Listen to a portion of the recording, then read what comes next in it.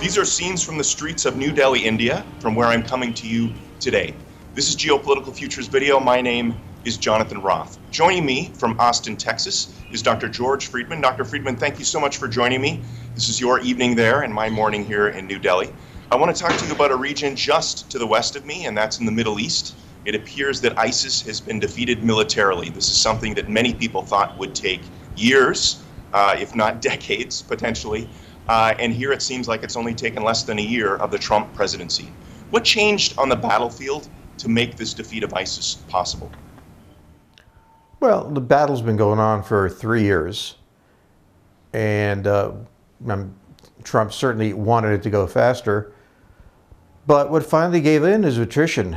I mean, they could not stand against American firepower and other forces that are coming at them, and they eventually broke. But they're not gone. I mean, they will be carrying out guerrilla operations throughout the region, and they're regrouping for that. So they don't hold territory right now, but they're still a serious threat.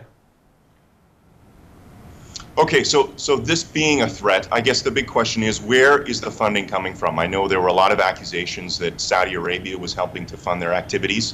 The Saudis have many problems of their own. Where is the funding coming from for this Islamic militancy? And where is this going to, the roots of this, where is it going to spread to next?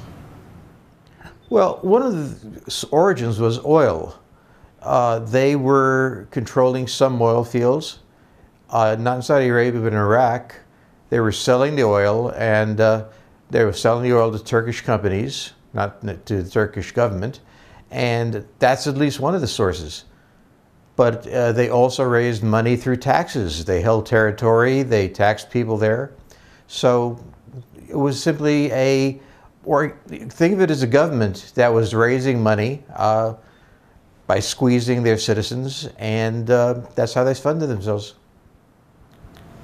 Okay, so we kind of put one crisis at least to the side in the Middle East, and another one pops up. And what's happening with Saudi Arabia and Lebanon and Iran, this is a very big entangled mess. What's happening there, and how serious this is going to get? Well, the conflict against ISIS really ended with an Iranian victory. The Iranians control the various militias, but they also have an intense amount of control over the army. So there is no real force inside of Iraq any longer to block the Iranians. And if the Iranians choose, they have the ability to move southward into Shiite areas along the Kuwaiti border. And on the other side of the Kuwaiti border, of course, as Saddam Hussein knew well, there's the Saudi oil fields.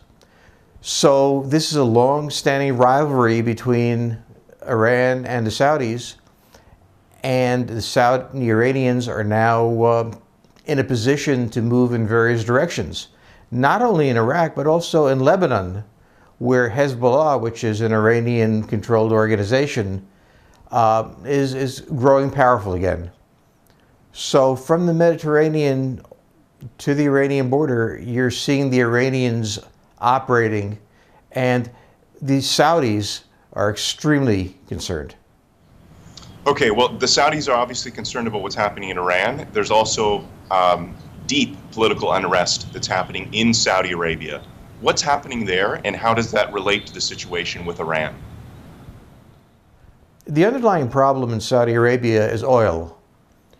The collapse of oil prices have undermined the foundations of the Saudi royal family. There's only so much money they can pay out to family members. There's even less they can pay out to other tribes. And money really was what held the nation together. There was intermarriage between tribes and other things, but money was the key. So what the Saudis have realized is they cannot survive on oil alone because they don't control the price. Even if oil goes up again to $100 a barrel, it really doesn't matter because at some point it'll go down and they can't survive this. So they needed to modernize the economy. And they turned to a 32-year-old crown prince and his father is the king, and basically turned over the kingdom to this kid, and which is really radical in Saudi Arabia, because that's really age really matters. And what he did recently is arrested a number of senior princes, former ministers, really wealthy people, and charged them with corruption.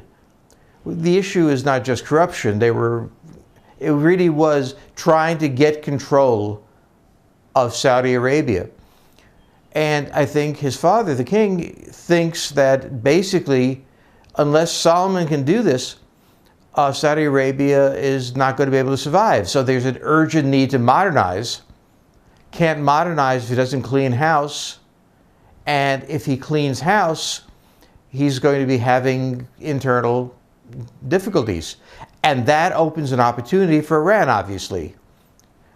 They're operating in Yemen, and missile was fired from Yemen toward Riyadh, kind of as a signal to the Saudis of what might happen. So the Saudis have the Iranians or Iranian-supported groups to the south in Yemen. To the north, they've got the Iranians operating in Iraq, and they are in a tight spot. So right now, the Saudis are spending a lot of time trying to buy weapons. Some from the United States, some from the Russians. They're buying weapons from whoever will sell, because they're finding themselves in a position that they couldn't imagine 5 years ago, and very difficult one. Okay, so final question for you, Dr. Friedman. Knowing what you know about the personalities involved in Saudi Arabia and the strength of the Saudi military and the cohesion of Saudi society, what's your forecast on how things are potentially going to play out here? Well, it's really, above all else, a logistics question. Do the Iranians have the logistical ability to push the army that they have to insert into Iraq? They're not going to fight with the Iraqi army. With an Iranian army, can they push them that far south? And that's probably the limit that they're facing, which is that they're pretty good at small unit operations. They're good at supporting various groups in distant places like Lebanon or Yemen, but they've not deployed their army a long distance. In fact, when they fought the Iraqis in the 1980s, really along their border, logistics were a huge problem, getting the fuel and ammunition, food and everything else to the border. So the question here becomes a military one. There's no question that the Iranians would love to be in a position to dominate the entire Persian Gulf. They've tried in the past, but it's really not clear what their military capability is. On the other hand, it's a juicy target. I mean, with internal unrest, the military perhaps divided between various factions, it's just not clear whether or not the Saudis are in a position to hold, and certainly the Iranians are not going to get a better chance. So we have to watch very carefully what's going on there, because the defeat of ISIS has really opened up another chapter, even more dangerous. Well, Dr. Friedman, I would be remiss if I didn't remind our viewers to be sure to pick up the audio from the New York City conference that you did just a couple of weeks ago. To all our viewers, you can see the link at the bottom of this video. Be sure to click on it and check out the opportunity to grab that audio before it's already out of date. But it is most certainly some of the best insight that you're going to see on what's happening around the world from a geopolitical point of view. Dr. Friedman, thank you so much for joining me, and I look forward to seeing you back in North America. Travel safely.